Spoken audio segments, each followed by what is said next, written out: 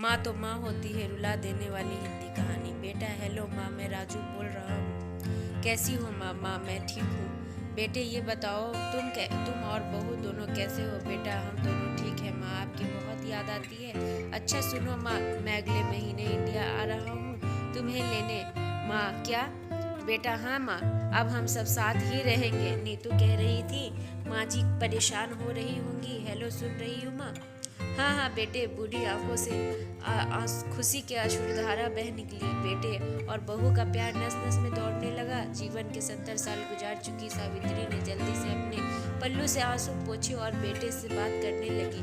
पूरे 2 साल बाद बेटा घर आ रहा था। बूढ़ी सावित्री ने मोहल्ले भर में दौड़ दौड़ कर ये खबर सबको सुना दी। सभी खुश थे कि चलो बुढ़ापा चैन से बेटे और बहू के साथ गुजर जाएगा। राजू अकेला आया था। उसने कहा कि माँ हमें जल्दी ही वापसी जाना है, इसीलिए जो भी रुपया पैसा किसी से लेना रख लो, और तब तक मैं किसी प्रॉपर्टी डीलर से मकान की बात करता हूँ। मकान? माँ ने पूछा। हाँ माँ, अब मैं मकान बेचकर पड़े। बूढ़ी आंखों ने मकान के कोने कोने को ऐसे निहारा जैसे किसी अबोध बच्चे को सहला रही हो। आनन फानन और ऑन पौन दाम में राजू ने मकान बेच दिया। सावित्री देवी ने जरूरी सामान समेटा जिससे उनको बहुत ज्यादा लगाव था। राजू टैक्सी मंगवा चुका था।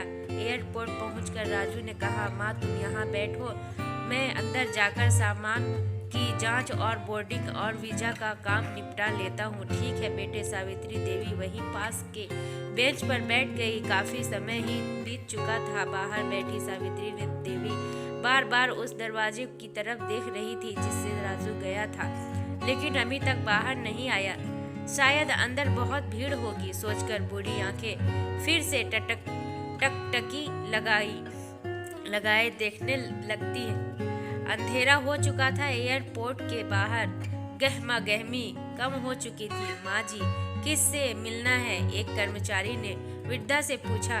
मेरा बेटा अंदर गया था टिकट लेने, वो मुझे अमेरिका लेकर जा रहा था, सावित्री देवी ने घबराकर कहा। लेकिन अंदर तो कोई पैसेंजर नहीं है। अमेरिका जाने वाली फ्लाइट तो दोपहर में ही चली गई। क्या नाम था आपके बेटे का? कर्मचारी ने सवाल किया। राजू। सावित्री चेहरे पे चिंता की लकीर उभर गई। कर्मचारी अंदर गया और कुछ देर बाद बाहर आकर बोला माँ जी आपका बेटा राजू तो अमेरिका जाने वाली फ्लाइट से कब का जा चुका। माँ एकदम हैरानी से पूछी। क्या? वृद्धा की आंखों से आंसुओं का सैलाब फूट पड़ा। बूढ़ी माँ का रोम रोम कांप उठा। किसी तरह वापस घर पहुंची जो अब बिक चुका था। रात में घर के बाहर चबूतरे पर ही सो गई। सुबह हुई तो दयालु मकान मालिक ने एक कमरा रहने को दे दिया। पति के पेंशन से घर का किराया और खाने का काम चलने लगा। समय गुजरने लगा। एक दिन मकान मालिक ने वृद्धा से पूछा माँ जी क्यों नहीं आप अपने किसी रिश्तेदार के यहाँ चली जाए?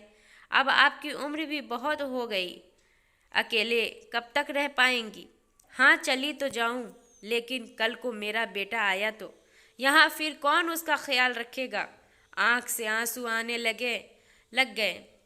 दोस्तों, बूढ़े पढ़े अनाथाश्रम दिल को छू लेने वाली एक कहानी। विनती, माँ बाप का दिल कभी मत दुखाना, शिक्षा माँ तो माँ होती है। ये कहानी आपको कैसी लगी दोस्तों? प्लीज़ मुझे कमेंट और शेयर ज़रूर करके बताइएगा। और अपने माँ बाप का दिल कभी मत दुखाइएगा जिस तरह से इसने धोखेबाजी से हर चीज़, एक तो ऐसे ही माँ बाप को छोड़ रखा था, और दूसरी चीज़ जब वो गया तो गया, उसकी सारी जीने की इच्छाएं जो उसने उस घर में सजो के रखी थी सब छीन लिया। आपको ये कहानी कैसी लगी प्लीज़ कमेंट कर ले, और चैनल को सब्सक्राइब कर ले और अपना प्यार दे मुझे। मिलती हूँ नेक्स्ट वीडियो में। Bye bye.